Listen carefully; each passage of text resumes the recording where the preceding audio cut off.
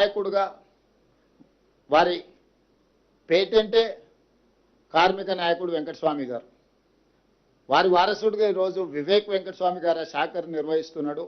పూర్తి బాధ్యతతో తను వీటన్నిటిని పరిగణలోకి తీసుకొని వాళ్ళ వెల్ఫేర్ కోసం చాలా మంచి నిర్ణయం తీసుకున్నాడు.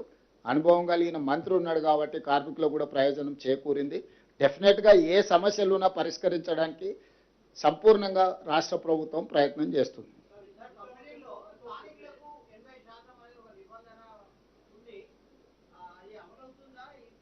అంటే కొన్నిసార్లు ప్రభుత్వం నుంచి ఇన్సెంటివ్స్ తీసుకున్నప్పుడు ఈ నిబంధనలు మనం ఇన్సిస్ట్ చేయొచ్చు. నువ్వే సొంతంగా పెట్టుబడి పెట్టి నువ్వు సొంతంగా వ్యాపారం చేసినప్పుడు ఈ నిబంధనలు మనము వాళ్ళ మీద పెట్టాలి అంటే కొన్ని సమస్యలు వస్తాయి. ఇవి ఇంకా కొంచెం ఎలాబొరేట్గా చర్చ జరగాల్సిన అవసరం ఉంది. ఎవరైతే ఇక్కడ భూమియో లేకపోతే ట్యాక్సెసో లేకపోతే పన్నుల చెల్లింపు విధానంలో ఇతర విధానాలలో ఏమన్నా ప్రభుత్వం నుంచి లబ్ధి పొందితే వాళ్ళ పట్ల మనం ప్రభుత్వం ఏమైనా కొన్ని నిబంధనలు పెట్టడానికి అవకాశం ఉంది. సొంతంగా వాళ్ళ నిధులతోని వాళ్ళ ఆలోచనతోటి వాళ్ళు పరిశ్రమ పెట్టుకున్నప్పుడు కొన్ని నిబంధనలు పెట్టుబడులను ఆకర్షించడానికి ఇబ్బందిగా మారే అవకాశం ఉంది. దీన్ని ఇంకా కొంత విస్తృతంగా చర్చ చేయాల్సిన అవసరం ఉంది. ఏదేమైనా తెలంగాణ యువకులకు మొదటి ప్రాధాన్యత ఇవ్వాలని చెప్పి అనుమతులు ఇచ్చేటప్పుడే పరిశ్రమ యజమానులకు మేము చెప్తున్నాం. ఎందుకంటే మన దగ్గర అన్స్కిల్డ్ కానీ సెమీ స్కిల్డ్ కానీ స్కిల్డ్ కానీ హై స్కిల్డ్ కానీ మన దగ్గర ఉన్నంత యువత అందుబాటు రాష్ట్రంలోనే కాదు దేశంలో కూడా ఎక్కడా లేదు.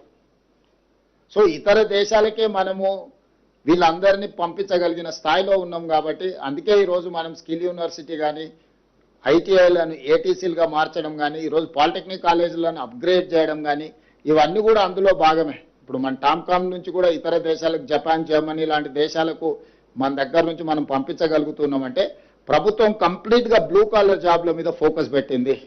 వైట్ కాలర్ జాబ్స్ ఇప్పుడు ఏఐ రావడం వల్ల ఉద్యోగాలు పోయే పరిస్థితి ఉంది, ఉద్యోగ భద్రత లేని పరిస్థితి ఉంది. ప్రతిరోజు పేపర్లలో మనం చదువుతున్నాం ఏఐ వల్ల ఐటీ నిపుణులు చాలా మందికి చాలా దేశాలలో ఉద్యోగాలు కోల్పోతున్నాయి. కానీ అదే స్కిల్డ్ సెమీ స్కిల్డ్ ఈ బ్లూ కాలర్ జాబ్లకు ప్రపంచంలో విస్తృతమైన డిమాండ్ ఉంది. బ్లూ కాలర్ జాబ్లను ఏఐ రీప్లేస్ చేయలేదు, ఉద్యోగ భద్రత ఉంది. వాళ్ళకు కావాల్సిందల్లా సాంకేతిక నైపుణ్యాన్ని నేర్చుకోవడమే. అందుకే ఈరోజు ఏటీసీలలో జాయిన్ అయితే పర్ మంత్ 2000 రూపీస్ మనం స్టైఫండ్ ఇస్తామని చెప్పినాం. భవిష్యత్తులో స్కిల్ యూనివర్సిటీలో కానీ పాలిటెక్నిక్ కాలేజీలో చదువుకునే వాళ్ళని కూడా ప్రోత్సహించడానికి ఒక మంచి ఆలోచన చేయాలని ప్రభుత్వం అనుకున్నది. ఇంతకుముందే అధికారులకు మంత్రి గారికి కూడా నేను సూచన చేయడం జరిగింది. తొందరలోనే ఒక మంచి ప్రతిపాదనతో ముందుకు వస్తాం. నా సూచన కూడా యువతకి మనం ఏదైనా పని నేర్చుకున్నా